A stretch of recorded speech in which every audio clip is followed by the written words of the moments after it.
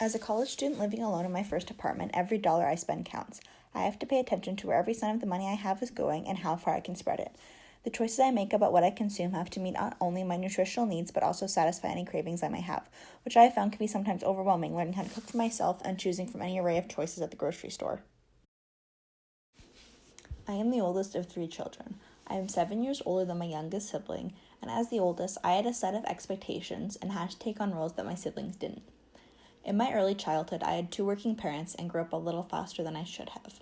I was unusually aware of my family's finances and knew a lot about food at a young age.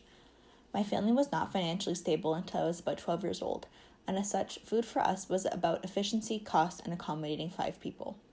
This meant that growing up, I had a lot of spaghetti, Chef Boyardee, hot dogs, and meatloaf, all of which make me a little sick to my stomach thinking about eating today. I can vividly remember one night sitting at the dining room table and not taking a single bite of the meal my mom had prepared. It was meatloaf again. Having little variety in my diet was not uncommon. I was a picky eater and very particular about the way my food looked and tasted. During this time, I was admittedly a bit of a brat, and this caused my parents to have a number of conversations with me about the fact that I should be grateful I have food to eat at all. As I became older, I grew out of my pickiness, to a certain extent. I still have trouble even smelling some of the foods I ate growing up, specifically anything with red sauce and ground beef, because I can still picture how those foods made me feel. This led me to realize that I didn't have to eat foods that I didn't want to, and had begun to make choices for myself in regards to what I put in my body. For the past 5 years, I've been very conscious of the meat I consume, and have not consumed any red meat or its byproducts during this time. There have been a few exceptions, of course. The most specific example is when I was on vacation in England, where meat is a staple of the majority of the dishes. I didn't feel comfortable or feel like I was in the right place to tell my host family that I didn't want to eat the food they had prepared, so I ate a roast dinner. There are other times when my limits have really been tested. My dad is a fantastic cook and takes pride in his new meat smoker, so when he pulled the 24-hour slow roasted brisket off the cooker, I simply had to congratulate him on his food and did not eat any. It is not my place to guilt or pressure my family into eating less meat or to switch their diets. The best I can do is provide alternatives when I can and to not push them to make changes. I made this decision because I was developing an interest in environmentalism and the ethics of factory farming by getting sucked into a number of different documentaries. Specifically, I was interested in the effects that meat consumption has on greenhouse gas emissions. I started out by cutting beef out of my diet entirely. After about 1 week, I realized that it wasn't entirely realistic for my current lifestyle and shifted towards a more gradual decrease in my consumption. After about 6 months of not eating red meat, I became severely iron deficient and needed to take tablets to make up for the lack of iron in my diet. This happened because I made a radical change to my diet, yet didn't provide my body with the necessary nutrients to replace what was being taken away. After making this decision, I inevitably went through a long adjustment period where I was accidentally consuming beef and forgetting about the changes I had made, simply because it was hard for others to remember my dietary changes. I also didn't realize how many everyday food items contain beef in some way. I learned quickly that beef is the cheapest and most accessible meat protein and was hard to avoid. It got easier as the years went on, and now it's almost second nature for me to avoid it, as I know what products contain beef and what to avoid. However, living on my own and having to shop for myself, I realized how expensive adding meat proteins to my diet is.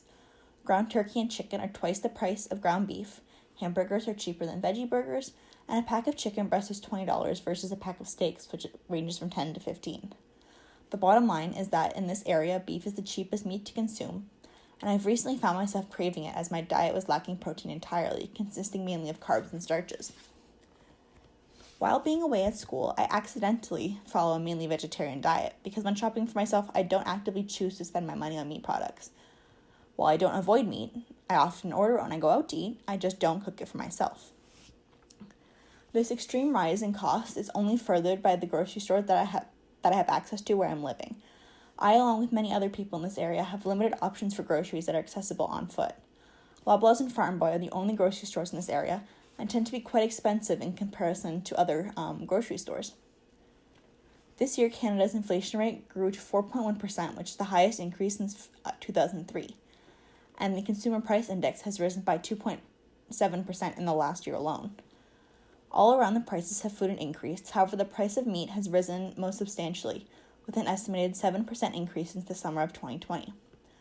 So while my choice to not eat meat certainly started out as a lifestyle change, it is perpetuated by the extreme rises in food prices. For me, the answer was not creating a restrictive diet where I was limiting what I ate, but rather becoming more thoughtful about what I was eating and shifting towards a more gradual change.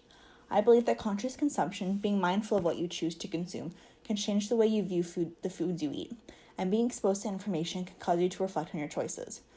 While there is no ethical consumption under capitalism, and in the modern age the majority of man-made products leave a heavy carbon footprint, the meat and dairy industry has a significant impact on emissions. For every kilogram of beef produced, there are 60 kilograms of greenhouse gas emissions. When I was made aware of the impact that factory farming has on the environment, I was shocked.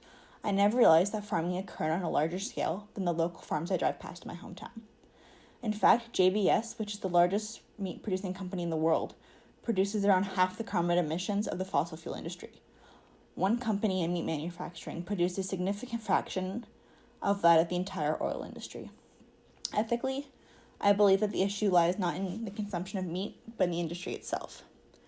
I'm not here to advocate for veganism or a vegetarian diet, as I believe this lifestyle is not attainable for everyone. And I believe that responsibilizing individuals and how they impact climate change ignores the more pressing concerns that involve the corporations that are the largest contributors.